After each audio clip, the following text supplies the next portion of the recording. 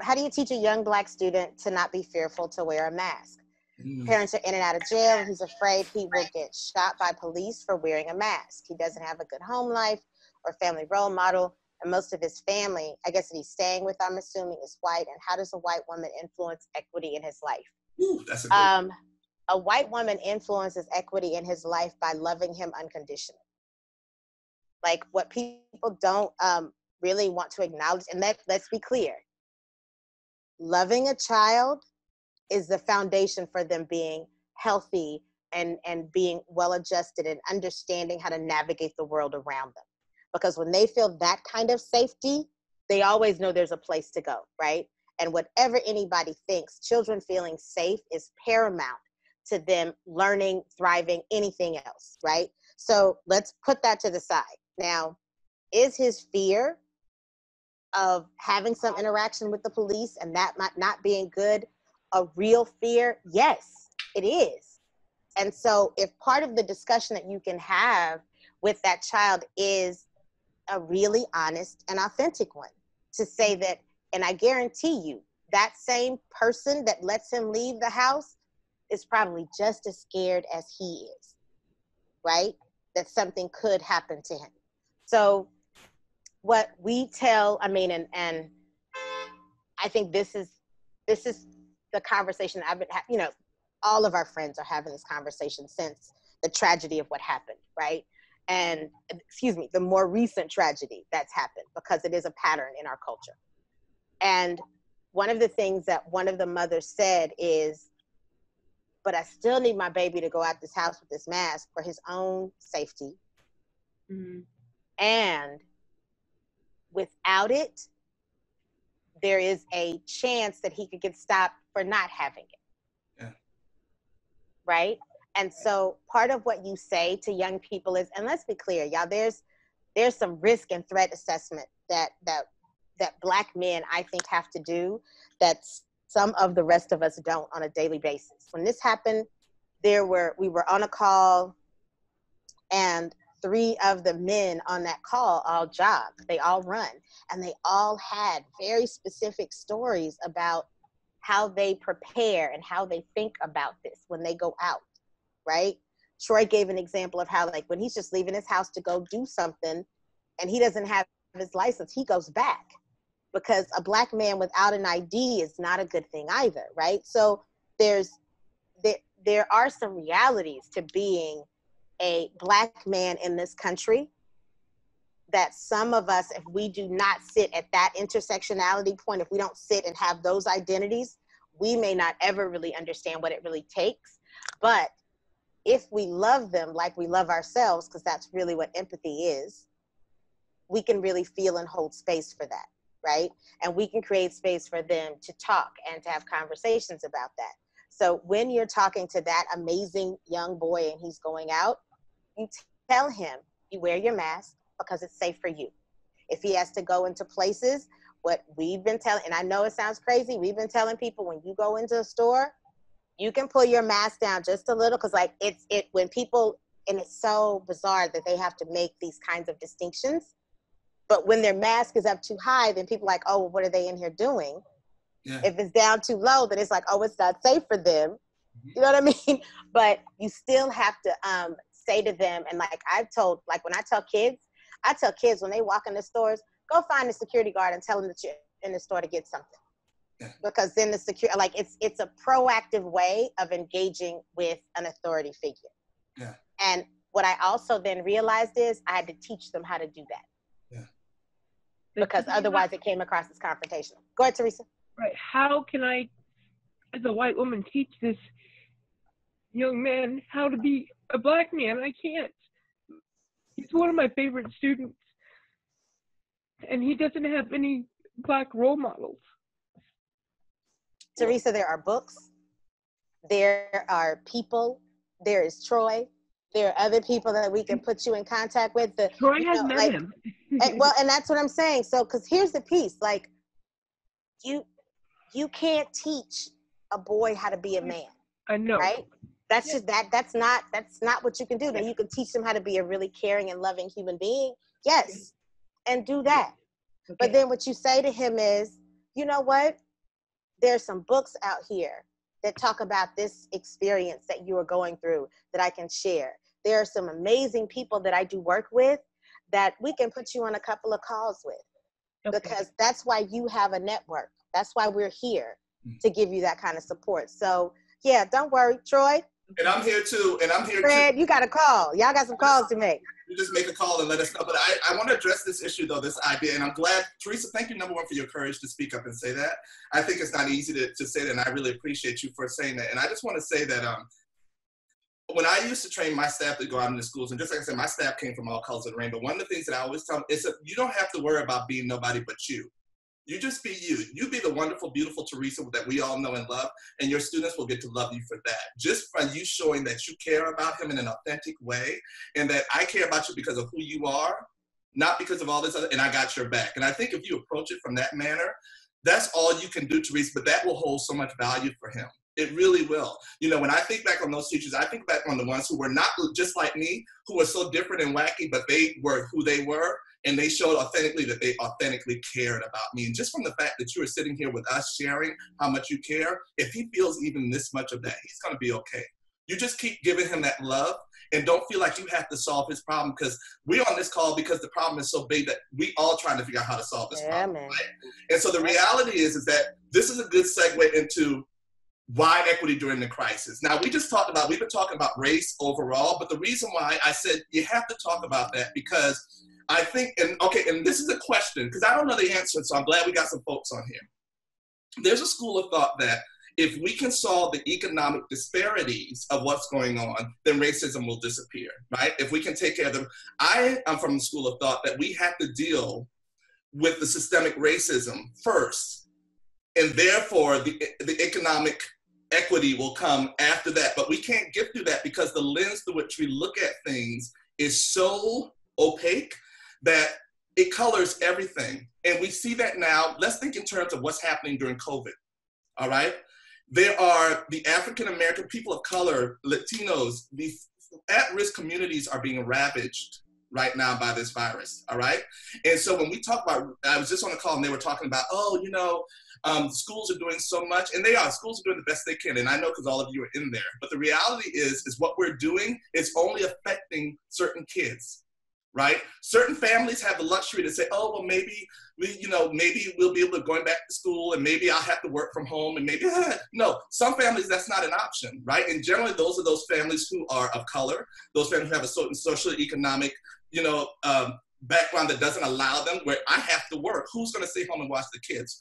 So when we think in terms of their equity, having these conversations about race is to let us know that when decisions are being made, we have to be at the table and say, yeah, but let's not forget that there's already systems in place that make it hard for certain populations to survive. And now we just added this. Are we thinking about equity for that? So let's open that up to that broader discussion. Tiffany, does that kind of make sense? Like, yeah, what does that mean in terms of this work? Well, and I guess all right, so we sit on a lot of things, right? So I'm one of the tri-chairs for CDE's equity committee. We just started another one with our whole child health and wellness initiative, and I'm chairing that equity work. And what I realized though is, so y'all, there's individual work and there's systems work. We all work in education, most of the people on this call, except for Deb. Hey, Deb, I see you. But our system as a whole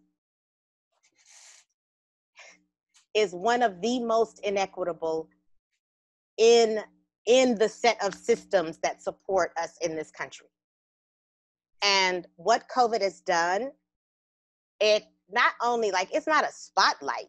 You know what I'm saying? Like, it has shown how deeply entrenched in systemic and structural, all kinds of isms that this is. Like, everybody likes to say, oh, well, it's technology. If we could just get everybody the computers, it would work. Okay, so then some places they got them. Then it was like, oh, wait a minute. Well, those communities don't really have internet and Wi-Fi. So, okay, we need to get them that. So that's hardware and that's software.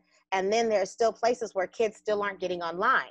And to quote Diego, that's the underwear. So if we got hardware, software, and underwear, the underwear is the other stuff. Like, and what that really means is, what are the things that made children feel so disconnected that the minute they stopped showing up in the building, they didn't feel like the building was there for them anymore? Mm. The fact that we have created systems and places where people are just now calling families for the first time in an entire school year. And then they wonder why the parents don't pick up the phone.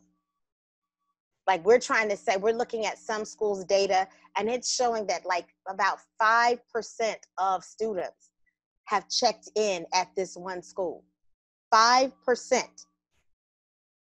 That means that, I mean, and we're saying, and that's having been like actually in one class. Some actually turned the computer on once and never turned it on again. And some have never turned them on.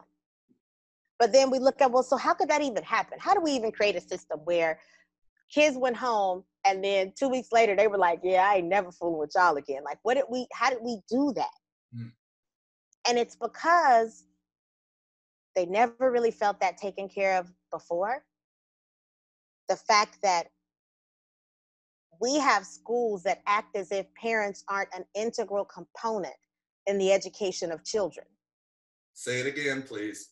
You know, I mean, like, it's really like, and then there are other teachers who, and this is what I saw for myself, trying to support some schools when this first happened. They were like, okay, what do I do? Right? And the fact that they were asking the question and no one had any answers, the fact that no one had thought about a distance learning plan, principals didn't have a vision for what they wanted to accomplish. There's no way that you could still translate a school day online to have the same kind of capacities and structures, because our homes aren't set up that way. Because now, for the first time, we have to consider what is happening in a child's home, because when we just had them come into the building, we could leave that home at home. And that's the equalizer, right? That's the equalizer. And that's, to me, is the crucial point of this equity conversation. And I think it's also a gut check, in my opinion, for where our value system is. And I want to be very careful when I say this, because I don't want to say that one value system is, but there's a school of thought that, okay, the schools have done everything they could. Now it's up to the parents. It's the parents' responsibilities. And if the parents don't make the kids want to get online and do all this stuff, then it's the parents' fault, and there's nothing more that we can do. But the reality is that the parental systems look different all across the country, and not every kid has that parental system in place that looks like that, where that's a priority for them, all right? And so if that's the case, where does the responsibility then lie, right? Well, how do we get equity with that? Well, and the truth is, it's still the job of the school to educate, right? That's our job. Now, how we go about doing that right now is really different, right? I am a firm believer in schools need to be redesigned. What we teach needs to be rethought. What's really important and what lands and what will help children be successful in this world, as this world has shifted and our educational system has not, is still really important. I think there's like, I was on a call with someone yesterday, and what I said to her is, in this new, whenever we open up, in the redesign, if we don't have children and parents engaged in that conversation to develop what's next, they have to sit alongside teachers. Because if you have in one classroom, a teacher had their 30 some odd kids, and they're trying to push out this information, and they set up Zooms, and they did all of this. But imagine if you're the parent on the other side, right? You have 3 children that all have different teachers and different schedules, and they gave you the Chromebooks for 2, but not for the other one. The internet connectivity doesn't work when everybody is on. You're an essential worker, so you still got to go to Safeway every day. And so then someone says to you, well, you know, your kids didn't get online today. And when you get home, you're like, are my kids safe? Did they eat? You know what I'm saying? Like, at some point, our priorities have to align with this equitable system that we're supposed to create. The fact that, and when I said to you earlier about centering, to me, that's what equity really means. When you create a system system and you make sure that you thought about everyone, you've put everybody in the center of that and made sure that we have the scaffolding and the resources to meet everyone's needs. Now, I am not saying that that's easy and we can do it overnight, but what I am saying is if we create our system to support the most marginalized and disenfranchised families first, I promise you that means that we will have thought about everybody else can then get on where they're needed because we've built the most comprehensive package, right? But we still have to look at this in terms of, and when I say things like equity, it's if you have a child that has not had success, and I find it so crazy, y'all, that Effie is on this call because the way that she individualized her work and supports in her classroom, the fact that her parents did come into the building and go into the room to talk to her at the end of the day, right? Because that's the kind of connection that she had. And the first time that she talked to them wasn't because their child did something bad or wasn't okay. It was because she called them to say, you know, I have this beautiful bundle of joy in my room that's your son. Tell me about him. Like those things that she did. So when she left this particular school, that void was deeply felt. Right? Because those kinds of teachers are who we all hope that we would have access to. But the truth is, and this is just from my own personal experience, she's not really the rule, she's the exception. And what we're trying to say is we need to retrain some teachers where that's the standard that they hold. And it's not easy because it is one of the hardest jobs, but I also feel like, and you know, this is the after school community that's on here. Before schools were asking teachers and other folks to come back to work, our after school folks were being called to pass out food and to pass out Chromebooks. And there was no training. There was no like how to keep you all safe. You all just pivoted, right? You were nimble, which meant you were there to do whatever kids and families needed. And to me, like what people don't get, after school was created as an equitable strategy anyway. When families weren't getting what they needed to get during the day from our systems and structures, the places that created things like the YMCA, and we're talking hundreds of years ago, they created these spaces where children and families could go to get supports.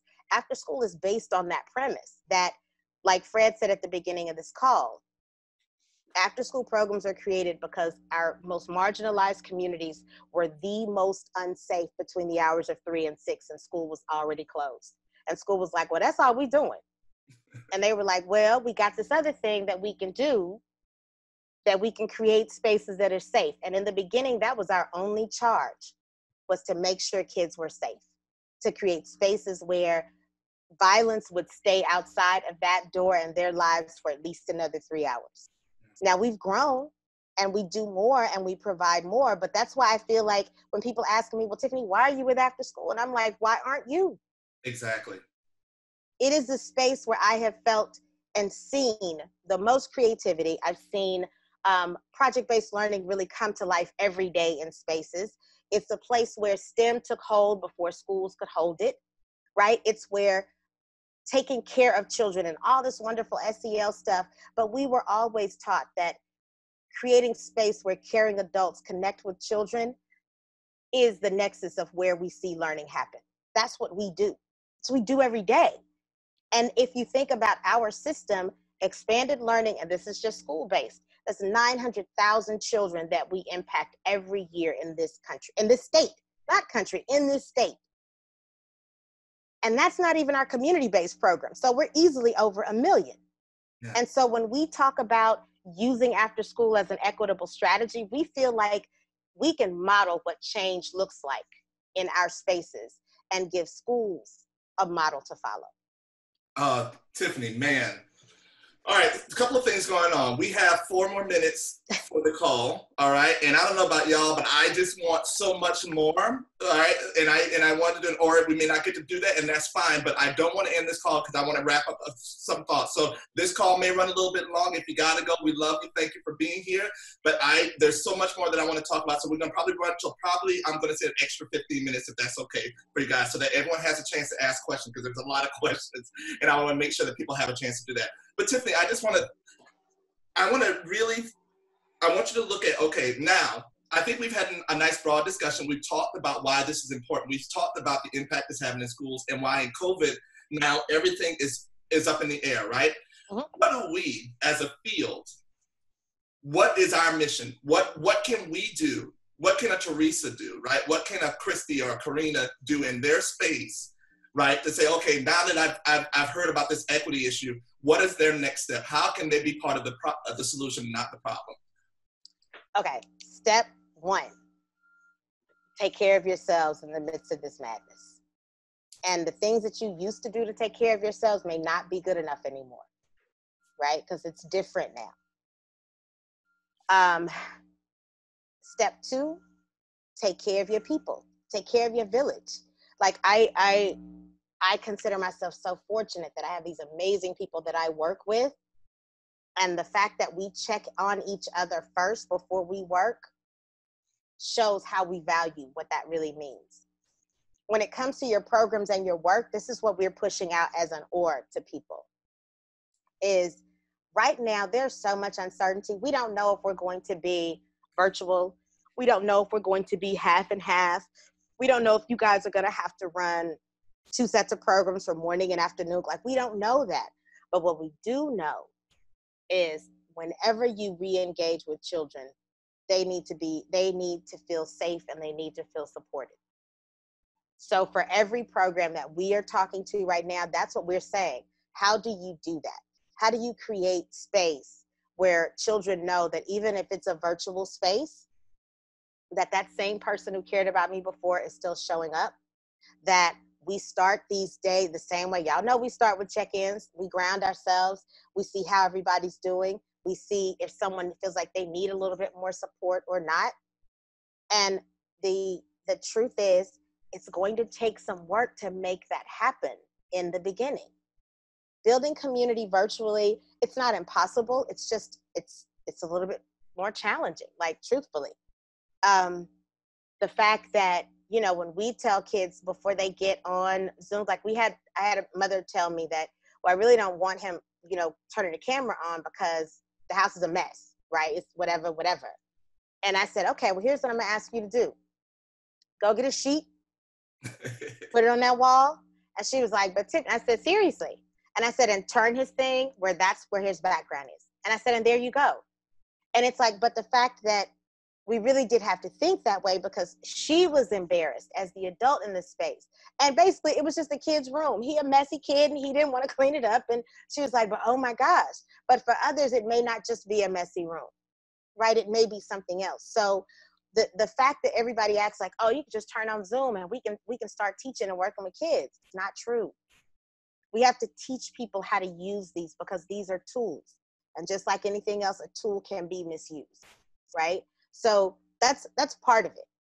And that's just when I'm saying to some of the people that I see on here that are doing the work on the ground, right? Start with safe and supportive. Start really looking at how do you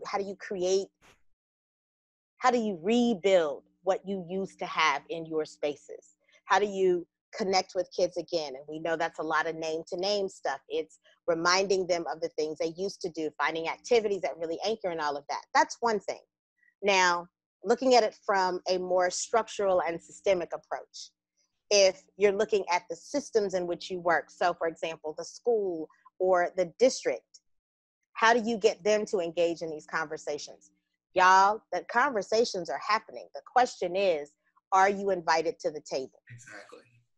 And so what I suggest to everybody is the same way that some of you all send us these amazing emails to say, you know what, I have this idea about something I would love to do, and I would love the space to talk to you. The thread is you send an email to whoever your immediate supervisor is, and you CC their immediate supervisor and say, and for all of y'all that's in here, you can blame it on Can and say, that we were in this meeting and they told us that we need to be a part of the solution. Yeah. And so we have been talking and we have been having these conversations, and I would love to know how we can come and be a part of it, because equity strategy number one for Tiffany, proximity to the issue is proximity to the solution. The closer you are to the work and the closer you are to what people are actually experiencing, the more relevant your expertise is at developing the solutions to that issue, right? So making sure that you, and being clear, wanting to help is not about you. Wanting to help is about being of service in a time where we need everyone to be of service, right? Yeah. And so that's the way that you kind of frame some of these. For some of you that are really thinking about that you want to do that, email us. We'll help you craft those emails if that's what you need. Right now, what we are saying to everybody is get to the table. If they don't have a seat for you at the table, bring a chair, right? Like, you all need to be, because some of you, unlike some of the people that are right now, and it's not that their intentions are bad, right? Yeah. But to me, that's another equitable strategy. You don't build out solutions to something without really having deep conversation and being in deep relationship with the people that are impacted by that. And so that includes the staff that's doing the work every day. That includes the parents that are still trying to figure out, how do I go to work? Because I still have to go to work. And now my children are at home. And what's going to be clear, y'all, is our economic structure has not said that everybody's going to be able to stay at home forever. That's right. So there's going to be times when these parents have to go. And so how are we going to have to start looking at crossing systems to make sure that there's support for children for the course of an 8-hour day? Because right now, the way it looks, schools may be very, very different. It may be, and right now there is no definite, right? Some places are going to stay virtual for a little longer. Some people may do half and half days where there's an AM and a PM schedule. Some places may be doing 2 days on, 3 days off, virtual and in person. There may be some that have enough space on their campuses to do full, and y'all stop saying social distancing. We're not socially distant, we are physically distant. But that we can hold the physical space and those parameters. But the truth is, we don't know. And it's like a lot of districts and counties are waiting for CDE, but CDE has already said this is going to be a district conversation. So all of your school boards should be having these conversations. All of your, and be clear, they're all virtual right now. So y'all can get on those meetings. Those meetings have to be open to the public. They have to be advertised. They have to be shown, right? That's part of the legal catch that's supposed to help us keep our electeds accountable. So I believe that, is there a place for some advocacy right now for you and your work? Yes. And I think, especially for some of the people that I am looking at on this call, y'all never got to stop working. Right. When the minute that some people said, okay, we're going to pretend to close for spring break, and then we came back, y'all were passing out Chromebooks. Y'all were making phone calls to homes. Y'all were the ones that were passing out food. But you know what I mean? That's the work that never stopped, and that I think people don't realize that y'all were some of the ones carrying that water, and that's been the only water that kids have had for a while, right? So, yeah, I think, Fred, that it's there's always layers to how we can engage, but I think that first, it's always personal. You take care of you, and you take care of how you show up in the space. Next, it's if you actually touch kids, how are you going to do that in a way where they feel safe and supported, and understanding that, y'all think about this, before COVID, kids are the best huggers on the planet. They run up to you, they grab you by the legs, they hold on to you, and now that thing that they love to do, they're not supposed to do. They're not supposed to grab their friends' hands and run out to lunch. They're not supposed to play games and engage with each other. So we're going to have to recreate what engagement looks like so that they can stay safe, but still know that the person that their peers, and that we are all still one really big community. Like that, to me, that's our work that I think is going to be the hard part. How do we recreate the stuff that was so easy for us to do in a way? And to me, I'm not as worried about the virtual space. I'm worried about when we actually get back in front of each other. And how are we going to do that in a way? And I'm telling you, that means it's going to be a lot more air hugs. It's going to be a lot more teachers giving notes and writing things. It's going to be a lot more of us where we used to physically show children how we felt. We're going to have to find different ways to articulate and share that love. Wow. Tiffany.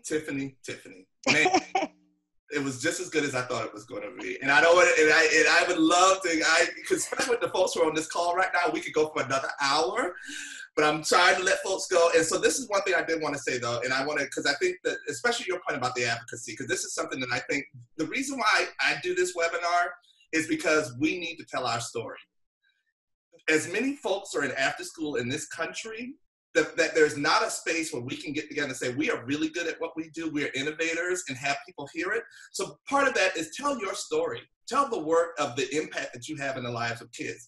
The other thing is, I would say is, remember, there ain't no experts in those rooms. On all those virtual calls that are going on, there are no experts in those rooms because no one understands what's happening right now. This has never happened to us. All right? So don't approach it where, oh, everyone else is an expert and I don't feel like I should say something. No, you have just as much right to ask questions. And this is the other part. Approach these meetings with a sense of wonder, not about because we've had this great conversation about equity and now I'm about to share all this stuff I just learned. No, come in with the sense of ask questions like, have we thought about this? Have we thought about what's going on with this population or things like that? Just by asking the questions sometimes, because what's happening is people aren't asking questions that aren't coming into their head. People don't know what they don't know. And so part of the equity conversation is asking the right questions. So if nothing else, place yourself in those positions where you can just ask questions and say, hey, you know what? I'm wondering, have we thought about this? Have we thought about this aspect? And just by that will spark up something, and then you're at the table and then you're offering value, all right? So Tiffany, that was so awesome. I know that's questions. I'm going to leave this open for the last 7 to 8 minutes to questions. Who has some questions for Tiffany? So Fred, there were a few questions that went through here. Okay. I think that some of this stuff Tiffany may have already touched on. Deborah asked, are there any online resources being offered to support emotional needs to be equipped for the new norm or systems? That was one. Look, you know what? Actually, we got a great person. Julia, could you talk a little bit about some of the Kid Grid? Because Kid Grid has some great online resources for a lot of that stuff, the SEL type of piece. I'm assuming that's what they're talking about. Julia, could you talk a little bit about this? So good, awesome that you're on the call. Can you put the link in the chat? Yeah. Yeah. For the curriculum? Yeah. Well, thanks. Whenever you find it. I'll put it in. We built for this new time, in this new space, and in this crisis, we built a free social emotional learning guide based around COVID-19 to not just answer questions, but to be able to get kids knowledge for education about what's going on and give them a safe place to talk about it so that we're taking care of them around the crisis. And we're also offering, some online professional development to support our own resources, as well as other things that are happening for staff right now. You heard Tiffany say, one of the things you can do is take care of yourself first. And we jumped into that pretty quickly because we are in the business of kind of holistic health and wellness and social emotional IQ for staff and educators. So we're really trying to give staff a place to be safe and express themselves and take care of each other through this virtual reality. And then we provided activities for them, for students, for free. And that is a free download for anyone. So that's one. Castle CASEL has just released some new free resources also on social emotional learning for students and for staff. So I just got 2 emails this week from them. So those are 2 resources that I know I think also EM, Every Monday Matters, has Every some Monday free Matters. resources Yeah, too. that's a great resource. And they're all different from each other, but all really are strong activities for kids and staff. Thank you, Julia. Thank you for sharing. And Julia, Troy, I'm gonna let you talk about the equity playlist. Yeah. Julia, can you put your link, if there's a link for that for folks, or where they can get more information in the chat? That'd be awesome. All right, Troy, tell us about the equity playlist. I'm not going to be the one to speak to this too much, but I'm just going to tell you that I put this in. This is basically articles, documents, songs, videos, anything and everything that we've kind of been collaborating with ASAP Connect to kind of put together as a one-stop shop as we have these conversations around equity. So when you talk about an online resource, here is something that you all can use and take back to your space. And I think that covers it. It's close. It's close. We've got so for those of you that don't know, most of you already do. We're in really deep partnership with Fred and ASAP Connect, and we just had to do a workshop for NAA, and one of the things that we talked about was kind of cultivating hope in this time. And when we came up with the equity playlist the first time, it really was just kind of music that inspired us all initially. And it has grown to be, like Troy said, there's articles there and that we anchor in some of our work. There's some curriculum nods. There's a resource called Awake to Woke to Work, which really frames how equity can be shifting systems and organizations.